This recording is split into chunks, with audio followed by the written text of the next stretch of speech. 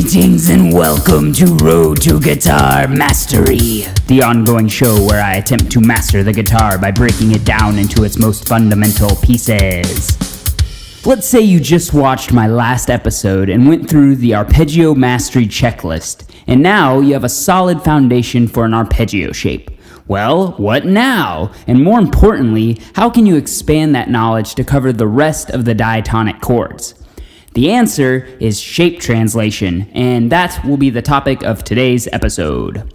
Shape translation is when you move any shape horizontally up or down the fretboard to maintain the unique characteristics of that shape. Now, obviously, you can't just take the exact 5 shape from earlier and slide this up to make the 6 shape. This is because there are 4 types of diatonic 7th chords: major, minor, dominant, and half diminished. As you can see from this chart, major 7th shapes utilize the 1, 3, 5 in major 7, dominant 7th chords simply lower the 7th, minor 7th chords lower the 3rd and 7th, and finally your half diminished chord lowers the 3rd, 5th, and 7th. The beauty in using shape translation is that these chord members maintain their relative skeleton positions on their unique strings. For instance, this particular shape from my last episode places the 3rd and 5th of the chord on the low E string, the 7th and root on the A string, etc., etc.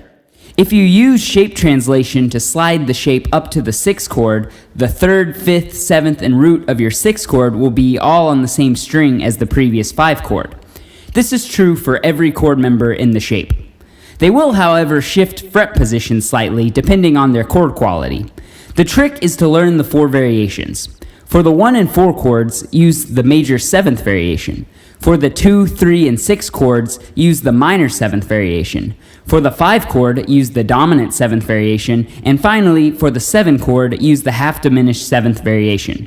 If you already know one, these variations are really easy to string together. Let's say you know the dominant shape and want to play the major instead. You would simply raise all the 7ths up 1 fret. Conversely, if you wanted to turn the dominant variation into the minor 7th variation, you would simply lower all the 3rds 1 fret. Then from the minor 7th variation, you lower the 5th, and now you have the half diminished variation. Knowing the skeleton for any arpeggio shape is also beneficial because it gives you insight into where the remaining scale degrees exist. This chart shows the dominant shape from earlier in red and all the missing scale degrees in blue. The precise placement of these blue notes will be different for every chord based on their modal position, but knowing the skeleton at least gives you an idea of where these notes will be. To learn their exact placements, map the chord shapes over the complete major scale pattern.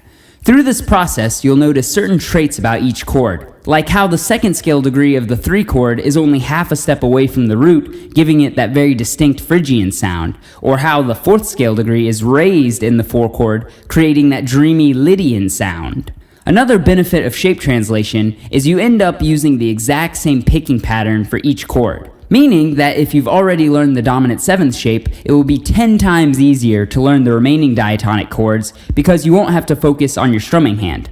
In this worksheet, I've spelled out all the diatonic 7th chords in the key of G using the dominant 7th shape from my last episode. You can download this at either my Patreon or MeWe pages linked down below. The next episode will continue building off of these principles, so make sure you are all caught up by starting from the last episode.